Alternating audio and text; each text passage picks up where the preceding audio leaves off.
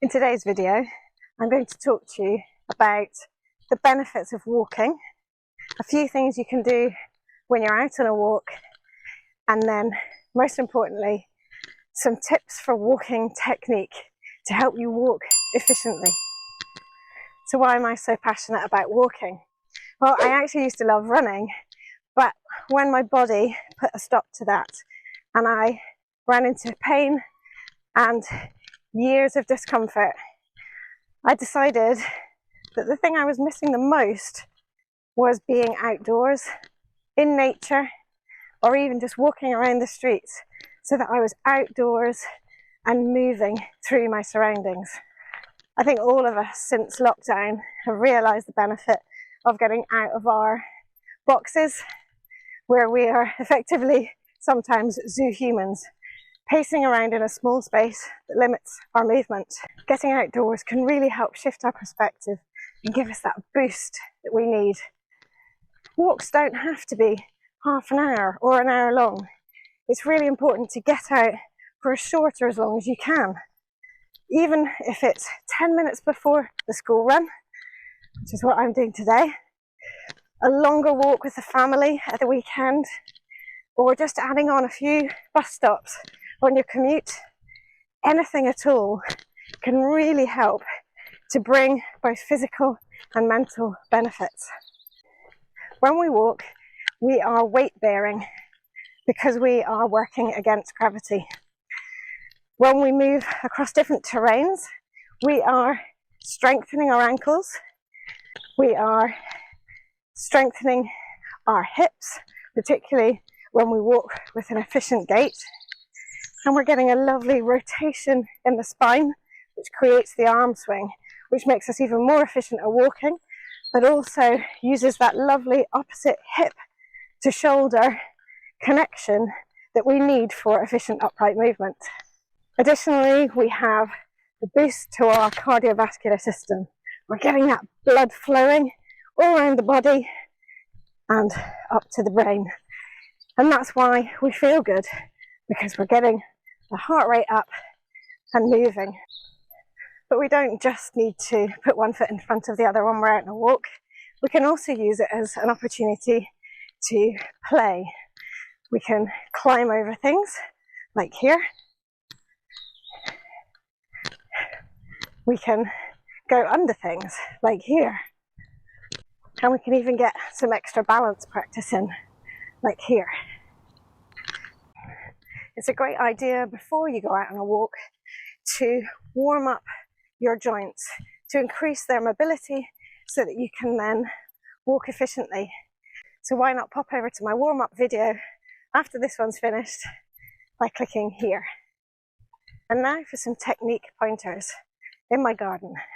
Let's go. Today I'm going to give you two small tips that will help your walking technique. When we age, we often see people getting into a bit of a forward lean and perhaps a sort of a shuffling way of walking.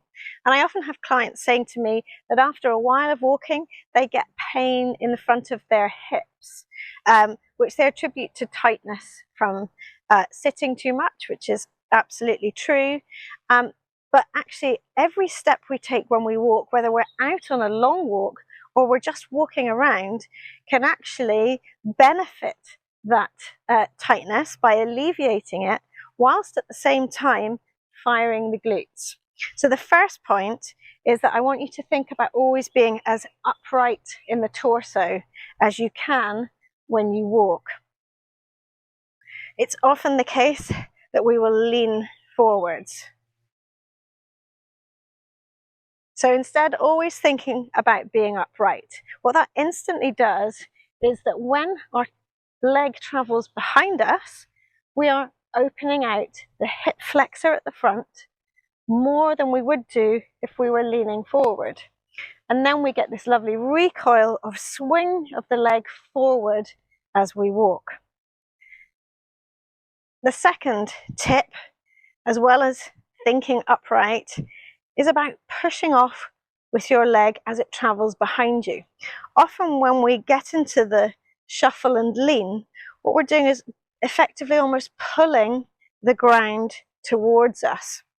Instead, I want you to shift your thinking to push the ground away. As you do that, and we have to bend through that foot, which is why minimal shoes that have lovely flexibility are better for this, we push off and exaggerate it to practice with the back leg.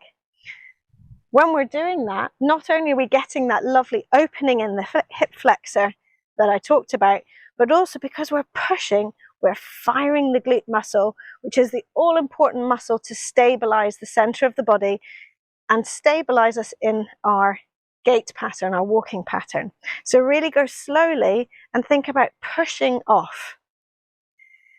I come from Oxford and we have punting on the river. So a lovely way to think about it is that you are using your back leg as the pole that you push into the water, into the ground, and then you're traveling your boat, the body, forwards by doing that. So think punter or gondolier if you're from Venice, so that you're always pushing off and being upright. This way of walking can actually make it more efficient so that you actually find you are walking more quickly. And the nice thing as well is that you're getting this lovely swing through of the leg. And you're therefore more likely to be on one leg for a little bit longer. And the benefit then being that because we're not tilted forward, we're less likely to catch our foot on something and trip and fall. So that's another benefit, both physical benefit, but also trying to avoid falling and injury. So to recap, nice and tall through the spine and pushing off with the back leg rather than pulling forward with the front. Give it a try and let me know how you find it. And to keep walking well for life and using it as such an accessible tool that can keep us healthy for life, we need to stay mobile and strong. To do this, we need to keep moving our bodies in all the ways that we can, and particularly in practical and useful movements that we use daily.